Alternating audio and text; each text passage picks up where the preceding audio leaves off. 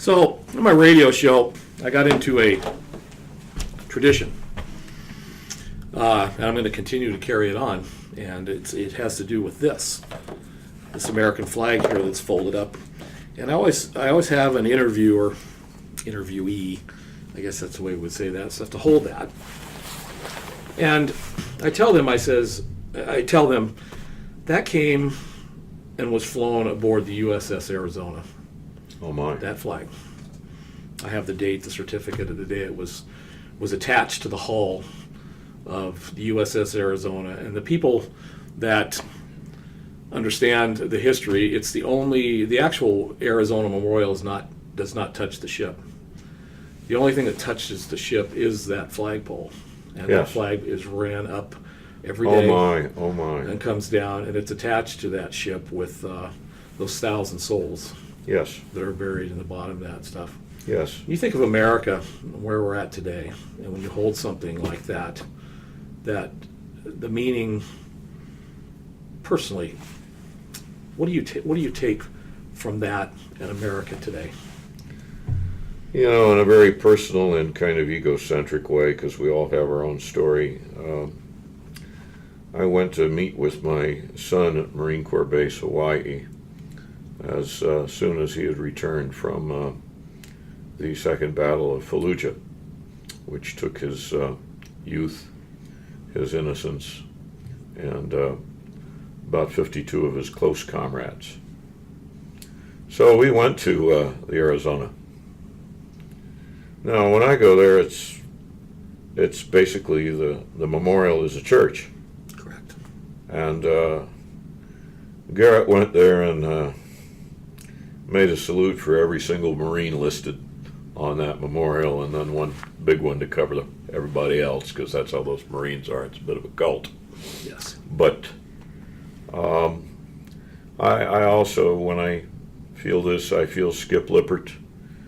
I feel Bill Gillis, who was the columnist for the Valley Press, who was there at Pearl Harbor. I feel Ken Crease and those other members of the Pearl Harbor Survivors Association. Robert, you can feel them in the flag. Yes, you can. They are all there. So that's that folded flag. Yeah. I've had a lot of vets and a lot of good-hearted stories come from individuals folding that flag, and eventually someday that flag is going to find its place to a hallowed place. If you go to the Pearl Harbor Memorial any year currently, there are going to be Japanese tourists. Correct. There's also going to be serving Japanese naval officers. They're about half our age. And it is demonstrative, and even the Pearl Harbor survivors will acknowledge this, that old enemies can ultimately become good friends, and that we need to stay connected to one another. Yeah. You know, when I look at that flag, I also think that I think of Ivan Westerfield. Of course. I think of our Antelope Valley connection that are entombed Yes. on board there, and it was always moving to me to think like they don't even today they don't know who we were at war with.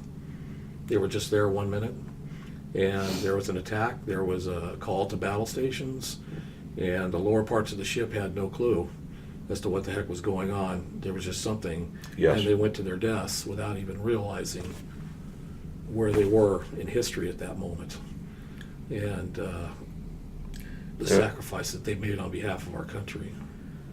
Carl Jung was Sigmund Freud's colleague, and then he was his critic. But his edition of the theory of the mass unconscious is that we have a connection and we know. Yes. You can assign various faith traditions to how these things are arrived at, but there is a belief kind of in the big soul. Mm-hmm. And I think that's why we are ultimately going to be okay. I don't think we are going to go the way of empire and deteriorate. I don't think we are going to either yield or lose our liberties or our constitutional principles. Right. I think we are going to go on and make our nation a more perfect union. And I really do believe that. So regardless of which side of a political divide one might assign themselves, the real work is to be good Americans. That's right. And this is done in very many small acts. We talked a minute about the Veterans Outreach. I think we've got another one coming up end of February. And you know and I know, I think we were both together at one of them in 2014. Yep. Out there at the fairgrounds after the 5-mile hike. Yep. And these are community activities where we consecrate our purposes together. This thing about holding the flag, I was privileged to go to the Army War College in 2006, and we spent a lot of time at Gettysburg. And I went to the cemetery that Lincoln dedicated, and there are about 3,000 unknowns. Yeah. You can walk past them, and like with the flag, they're there. They are there. You know them. So we are fortunate.